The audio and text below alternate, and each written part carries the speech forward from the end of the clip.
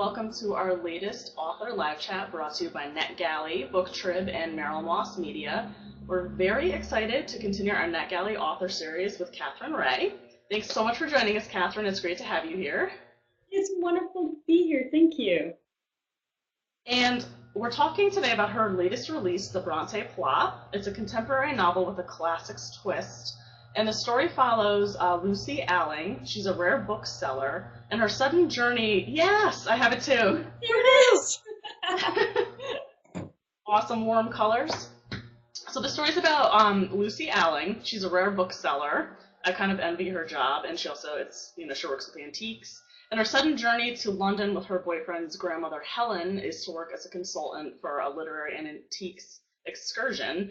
And during her travels there, she learns that Helen has many secrets of her own, and she soon realizes that Helen understands Lucy's current situation better than she ever thought possible. So before we start our questions, there's more to the story. It's wonderful. Can you tell us a little bit more about the Bronte Plot?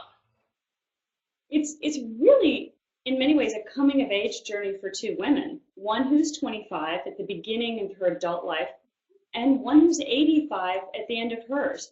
Both these women have so much in common, and they are making choices on how to live life differently. But as I said, very different periods in their lives. One with perhaps more regret, one with everything in front of her, but perhaps with some paths that won't benefit a rewarding life. So I think of it as very much in line with sort of the Austen and the Bronte novels of those coming-of-age moments. Like when Jane Eyre had to decide which path she was going to take. Rochester's mistress or run out on the moors. It's kind of that moment. Exactly. Yeah, and you've written some other books, Lizzie and Jane, which was fantastic, and Dear Mr. Knightley, which is in handwritten letter form, which I found to be very interesting. And there's actually a little section at the end of the Bronte Plot that shows you a little bit of that, a little excerpt from that book. So what first inspired you to start writing modern books with classic twists? What's kind of your background, and how did you get involved with that?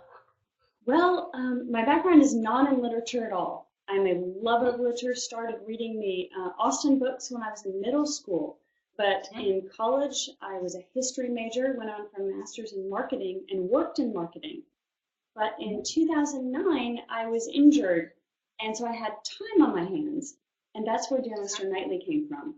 Just a lot of time and a germ of a thought that just kept growing. And Sam, the main character, really became very real to me. And she had a story to tell. And so that's how it started. Oh, that's amazing.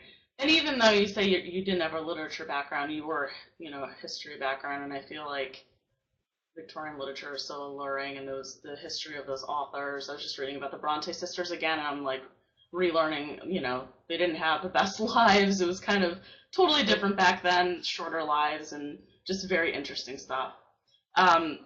Another thing that I really liked about the Bronte Plot was the story starts with Lucy and James meeting very quickly, which is like a welcome departure from the typical couple falls in love and then eventually get together. So was it a challenge to start the book with their courtship right away, or was it a natural process for you? The reason it wasn't challenging was because that's not the incident that starts Lucy's sort of journey. Right. The incident is really having James find out a secret that she's holding and meeting Helen. But what was really nice, I thought, about beginning that is here was something Lucy wanted. And you got it on page one. Meeting, she could see the rest of her life unfold very quickly, just at that first, and then you get the hiccup. So you're right, it wasn't a traditional way to begin a novel. But I liked it. I felt like we were starting out of the gate very quickly. Yeah, I loved it. They were like having Chinese takeout with each other right away. It was right away. I loved it. You have a really wonderful quote by C.S. Lewis at the beginning of the story. I'm a huge fan of him. Why did you choose this? How does this relate to the main character without telling too much? It relates because she's a lover of books, but sometimes we lose our way, and we bring so much around ourselves that we forget the real intention of that love or what that object really means. And I think that's what happened to Lucy. I think she was so surrounded. And I don't want to reveal sort of her weakness, so it's not a hidden thing. Right. But she loses the true love for literature and how it speaks to her, and which is in her case very sad because it has always been a point of identity for her. And she clearly, by the time the novel begins, has lost a little bit of that. And I too adore C.S. Lewis. In fact, the original idea for this book came from his book, The Great Divorce. That's where the original germ came from for this story. Wonderful. Now, let's switch gears a little. In terms of just your writing style, are you a plotter or are you a seat-of-your-pants writer? What would you define yourself as? I'm in the middle, actually. I start with a character and a need, and then I've got some sort of big boulders about where the journey will go. But all the little bits that fall into that story, they sort of come along as a pantster, but not a plotter. I like to relate, hopefully no one thinks this is gross, I like to relate my stories to the anatomy of a human. I have the bones, and then I go over and over, and I add muscles, and I add, circulatory system, and then I finally get to that outer lovely coat and hat. Yeah, no, that's a perfect analogy. Because a lot of people are, I'm strictly a plotter, or I'm strictly a pantser, and that's interesting to hear. I'm a mix. Yeah. Do you have a daily writing routine, or does it change every day? Do you get up early every day, or write late? I like to write in the morning. I've got 3 kids, so it doesn't always work out getting things going. I do like to write in the morning. The way I do things actually has changed a lot. When I wrote Lizzie and Jane, I got all of my great ideas running. But last year in the New York Marathon, I injured my leg, and I've been a rehabbing runner for a year now. So I don't get any of my good ideas running. So the whole process is up in the air. But I like to be at my desk, which is like right behind me here, and I like to dedicate time every day to it. I'm a quick idea generator, but to put all those layers on takes me time. Oh, yeah, as it should, absolutely. It's definitely a labor of love, Now, who is each character in the Bronte plot supposed to be? Are they supposed to be characters from Bronte's novels? For anyone who's not familiar, are you alluding to anything there? Really not. In fact, none of the books, and they're titled, Dear Mr. Knightley and Lizzie and Jane in the Bronte plot. That actually, none of them are specifically to character. They make allusions to these different classic stories, but they do not embody any one. I'm hoping that each of these characters, they're standalone. They sort of represent us and how we might relate to literature and the characters that were written, but they are not, Jane Eyre revisited. No. Exactly. I'm sure some people look for that in it, but I could tell these were definitely standalones, which is very interesting. Yeah. Can you revisit, if you remember clearly, your first memories of reading a Bronte novel? I don't know that I remember my first, but I'll tell you, I remember my daughter's first. And actually, it was the movie. And they found the whole wife in the attic way too creepy.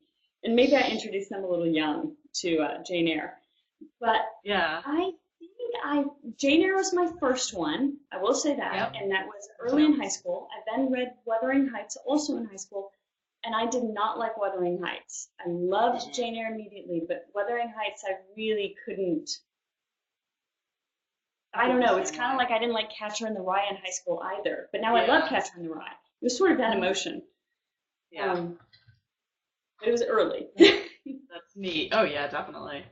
Do you have a favorite biography on the Bronte sisters that you've read that you found really fascinating, or about one of them in particular? Anything that you... No, and that's interesting. I couldn't say that about Jane Austen either.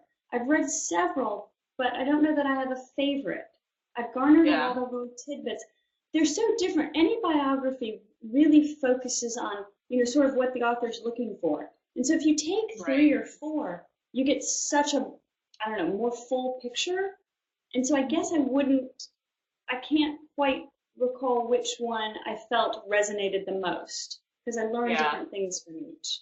They all have different Recently, angles, for sure. I read one, about the dynamics in the family, and I thought that was fascinating. It really focused on the brother more than anything.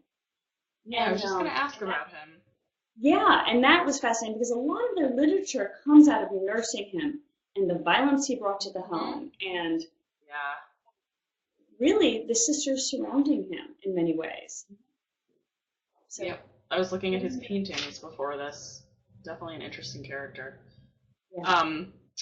Now Lucy has, a rare books collection of her own. Do you own any rare books, or can you tell us a little bit about your book collection? Anything that you're hoarding right now? Oh, I wish I was in the other room.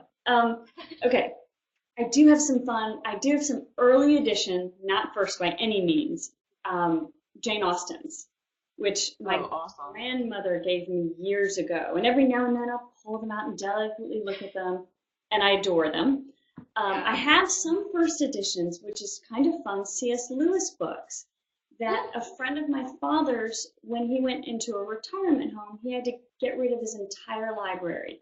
And he knew that my dad liked C.S. Lewis, so he passed everything to my dad, and my dad passed a few to me. So that's kind of fun. So I do have a few special books that have come my way. I haven't sought any out. Yeah. In fact, a friend of mine went to a garage sale and found a late 1800s Jane Eyre that she gave me, which is a lot of fun. It is a little crumbling apart, but it's a lovely book. Awesome. It's nice when they come to you. Yes. It was meant to be. So Lucy loves Victorian classics. So what is it about Victorian classics that has, endured the test of time? Why do people love them so much? Well, a lot of people. I think there are a few reasons. Number one, the Victorian classics really brought novel writing to the individual. It was the first time that the scope got narrow. And that is how our modern books are written. If you think about how tight the point of view is, a lot of first person and a lot of narrow focus. It's no longer the big omniscient narrator. So I think really we relate to that very well. But the second part is they deal with universal emotions that we're still dealing with today. It's a lot of internal conflict, and our circumstances are different, but we too experience all the internal conflict. We can relate to the stories as well now as we could then. Yeah, absolutely. I think that's part of it. Yeah. That's a great answer. Now, in terms of if the Bronte Plot was made into a movie, that would be amazing. Who would star in the roles of Lucy, James, Helen, and Sid? Can you think of anyone that would really work well? Okay, somebody asked me this on a blog, so I did come up with answers. I think Ginny Weasley, who now I can't remember her real name. Ginny Weasley. We all know who you're talking about. Yeah. Oh my gosh, that's so terrible. Anyway, she's grown up into a beautiful woman. I know, somebody tell us, please. And she always has had the smarts. I think she'd be a great Lucy. And the gentleman for James, I thought Brendan Hines. I think he'd be really good. I've not seen him in a lot, but he sort of plays this pragmatic, yet has a soft side to him, and I think he'd be good for James. Now, Helen, I'm going to let it out of the bag. She is Helen Mirren to me, and she's named Helen for that reason. Oh, that's awesome. Yeah, and lady. Sid, I'm not sure. I saw Stanley Tucci. Oh, he'd be brilliant. There you go. Maybe Stanley Tucci. He was because he was in, I don't know, I just saw him Devil Wears Prada, looking at designs for the magazine, and I just thought of Stanley Tucci. Immediately. And that is the persona I envision. So, very good. He was the only one that I could see. I couldn't see the others, which is interesting. I don't know why, but... So, also, the settings I love so much, whether it's Lucy's apartment, even though it's kind of bare, or the antique store, they're also vivid. So how do you set out on creating the perfect scene in your stories? Do you take from places that you know? Is it entirely, imagination? It's a little of both. I take a lot of things from stuff I do know. For instance, say at the very end of the Bronte Plot, Lucy describes a table that has come into her apartment. And it is a table that actually my grandmother owned that Yeah. I remember well. Now, that said, anything in a scene for me is symbolic, like Lucy's apartment having nothing at the beginning, and, the draperies and how she's building them. All that is very symbolic. It is very purposeful that it is empty. It is very purposeful that her dressers, even though she has a job at an antique store and polishes the wood and cares for it, the two antiques in her apartment are dry, and she has not oiled the wood, and she is not taking care of it. So everything has a sort of a dual purpose. In the antique store, it's very purposeful that Sid lays down modern and lays down antiques, and there's this great cacophony of style that he sort of pulls together because it's effortless. You open up those magazines, and it looks effortless. Yet then you read about how Sid concentrates on every client and is really focused on them. So it's kind of showing you, his internal world and what he brings to it to make things look effortless, yet there's so much care. So it's a little mix of everything. Yeah, that's incredible. Yeah, I didn't even think of like a purpose for her bare room, but now I'm like, oh, okay, it makes sense now. It all makes sense. There's one scene in the book, I don't think you've gotten to it yet, where she's on the telephone and she's watching out on a lake. And one of the editors said, let's just cut it out. And I said, well, we can't, because that's actually Lucy out on the lake. Symbolically, the kids fell out of the boat and the young woman had to get in the boat and row it along to shore. I'm like, that is symbolically Lucy and what she's going through. We can't cut it out. So everything has a meaning, even the weather. Yeah. Amazing. I love it. I want to go back to my literary analysis class and add this to the curriculum. You're ahead of me, Jen. I've ever had one. I did. A Shakespeare class, a Truman Capote class. That was awesome. Good times. So I wanted to talk a little bit about Mr. Knightley, one of your previous books, and it was written in letter form, which is a lovely departure from the typical format. So what was that process like writing that? Was that more difficult? Did it kind of flow more freely? It was not more difficult, nor did it flow more freely. But what was fascinating about it is the epistolary format it's like first person blown wide. It is a fantastic format, and it's rare, you're right, these days. But what it allowed me to do is it allowed me to show you first person, Sam's point of view, but then show the reader things that Sam could not interpret, that she just laid out there, that you knew she was seeing wrong. And then it also allowed me to have Sam interpret an event when she saw it, then digest it during the letter and present a whole different conclusion, all within this letter. So you got so many different levels of perspective through letters, which I didn't realize until I started writing the book. And I realized how much you could explore within a character through this format. I may write another someday in it, because it's a great format. Yeah, it's really neat. Do you write a lot of handwritten letters to people? I know most people, it's like it's a dying or dead art form, but I like it personally. Do you find that you do it a lot, or? I try to. From 10 until about 40, just aged myself a little, I used to keep journals. I don't anymore. They've morphed into other things, but those are letters too. But I do still try to write handwritten notes. It is true. I love receiving them. I know, it's the best. It's the best.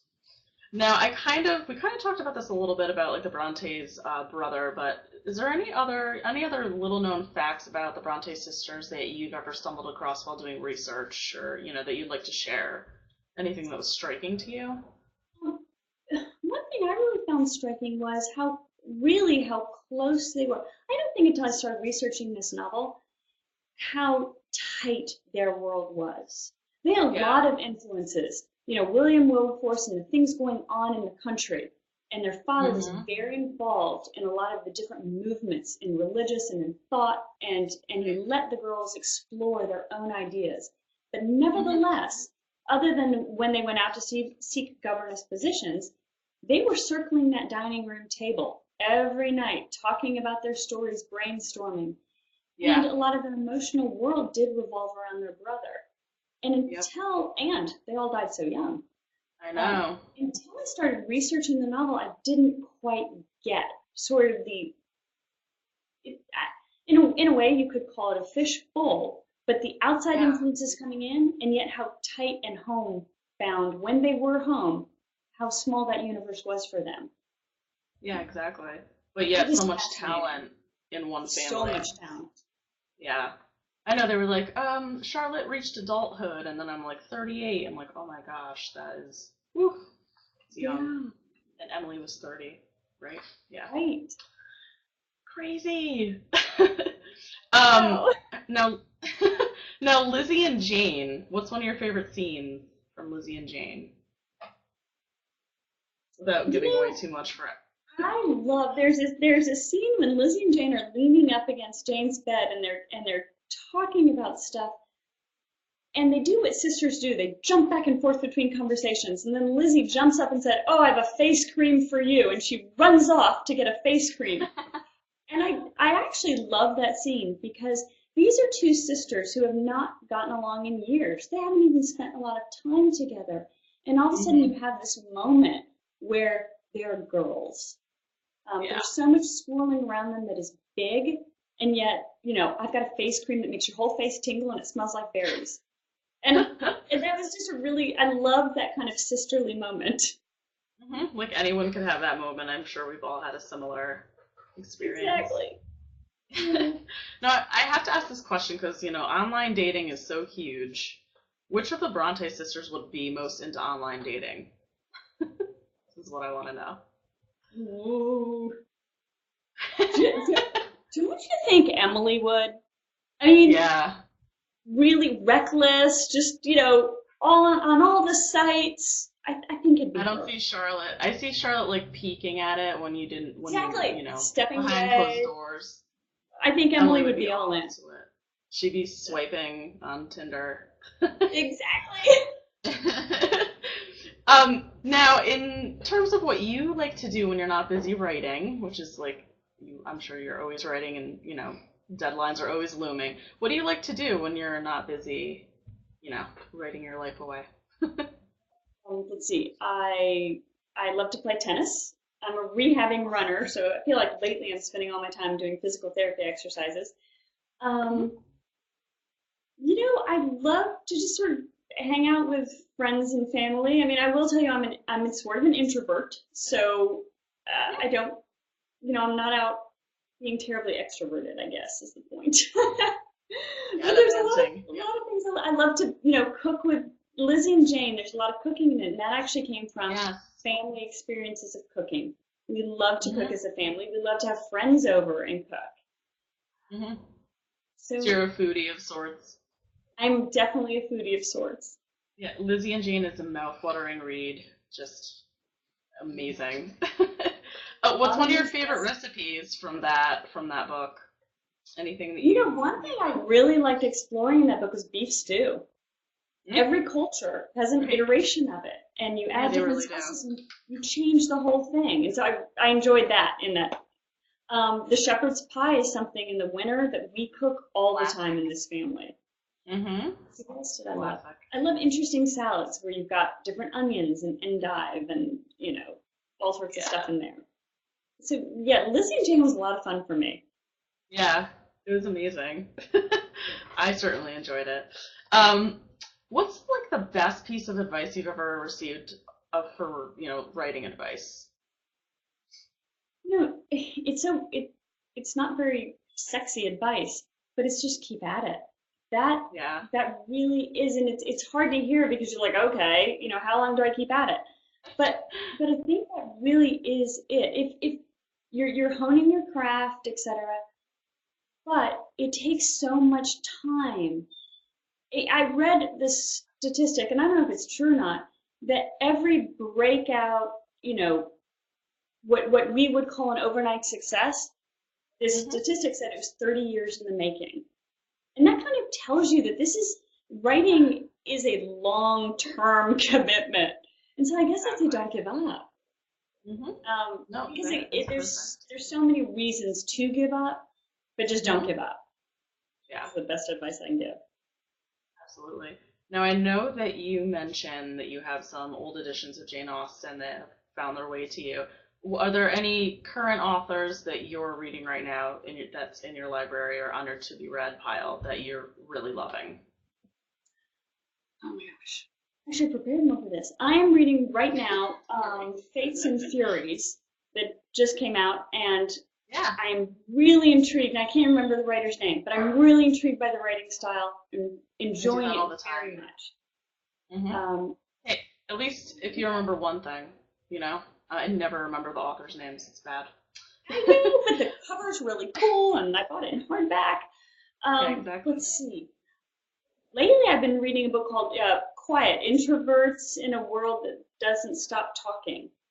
And I've been enjoying that book because it's also a book of vignettes, different people and how they, like we hear about Steve Jobs, but there's also Steve Wozniak. And, he's this, in his book, I Was. But it's really interesting he's in there too, reading about his experiences in developing Apple. So I'm having a great time with that book. I also I read a lot of nonfiction. I just put down David Brooks's The Road to Character. And again, it was a lot of different vignettes of people we consider, big character. McCarthy was in MacArthur, General MacArthur. Eisenhower was in there. It was just really neat to read about these people and their journeys and building character, etc. So you're reading a very wide range, which is, I love to. Yeah, I read a really wide range. Yeah, excellent. What are you working on next? Is there anything in the pipeline you can talk a little about? Last week I handed in a manuscript for the next book, and most of it takes place in Italy, and so was a lot of fun. It's a sort of sensorial experience, different from the Bronte Plot, which takes place in England. Right. But that was a lot of fun. Involves a little food. Really cute Italian guy. So that will be out next November. So that's in edits right now. Mm-hmm. And then I'm spinning around an idea for the next book. So there's always something going. Cooking. Now, I love this cover. It's a simple little, roses in a vase. The colors are great. Do you ever put any input into the covers, or do they kind of go all out for you? How does it kind of match up with the story? I'm gonna sneak away, which I probably shouldn't do. Let's see if I don't have one. Okay, I don't have a Dear Mr. Knightley here. But they do go all out for me. I love those covers. But I definitely participate as well. In fact, and I only have Lizzie and Jane over there. But Dear Mr. Knightley has a rose with letters going up the side of the book. And it's like rose petals turning to envelopes. And it was my daughter who suggested from the yellow rose having the letters turn white. The petals turn white as envelopes are once you get to the top of the book. So I definitely participate. I wanted them to have graphic covers rather than drawn faces or photographs. Just because I feel they gave classic novels sort of a new edge, because they are very contemporary stories. And I also wanted these three to fit well on a shelf together, so you'll see that their covers have sort of a similar feel to them. That's a great idea. Yeah. Does your daughter have a future in graphic design? Because that's a fantastic. She probably does, actually. She's the chef in the family. She does the graphic design ideas. That's fantastic. Now, are you a social media person? Where can we find you? That's okay. Yeah, I'm definitely have some updates about your books. Yeah. So, are you on Facebook more or Twitter? I'm on both Facebook and Twitter. And for Facebook, it's Katherine Reay Books, I think. And then for Twitter, it's Katherine_Reay. And I'm also on Instagram. I'm also on Pinterest. I'm not brilliant on any of them, but I am out there. Hey, yeah, it's great for all our viewers to know so they can get the latest updates. Yeah. And it's definitely me. So all my quirkiness is out there. It's nobody else handling it. So when I screw up, I'm like, oops, did it again. Double posted. Whoops. That's the best, though, when it's the actual author. I think it usually works well that way. I have a quick rapid fire portion, so I'm just going to ask you a couple which ones you like better. Okay. So Mr. Darcy or Mr. Bingley? It's such a tough one because, he'd be so congenial that I think I'd run him over. But Darcy would intimidate me all the time. So I'm going to have to go with Mr. Knightley. You make my palms sweat, I know, right? Now, I already know this answer, but for anyone who just came on, Wuthering Heights or Jane Eyre? Yeah, Jane Eyre. I mean, if you think about it, in Wuthering Heights, they had to die before any happiness enters the story. I mean, exactly. The possibility of the next generation can't even begin until Heathcliff and Cathy are dead. Right. Jane Eyre. Do you prefer ebooks or hard copies, like physical copies of books? I love them both. Both are on my nightstand. I will say this, if I want to interact with a book, again, it needs to be a hard copy. Because tactily, I can take any book I've read and I can take you right to the scene. On an ebook, I can't find it at all. So if I want to return to a book, I like the hard copy. Yeah. But my Kindle is so beautiful and loaded and makes me so happy, so. And it's great for traveling, right? Mm-hmm. English countryside or London? Okay, that's really tough because I've lived in London for a couple years and I adored it. I would move back there in a heartbeat. Yeah. So, okay, I'm gonna go with London.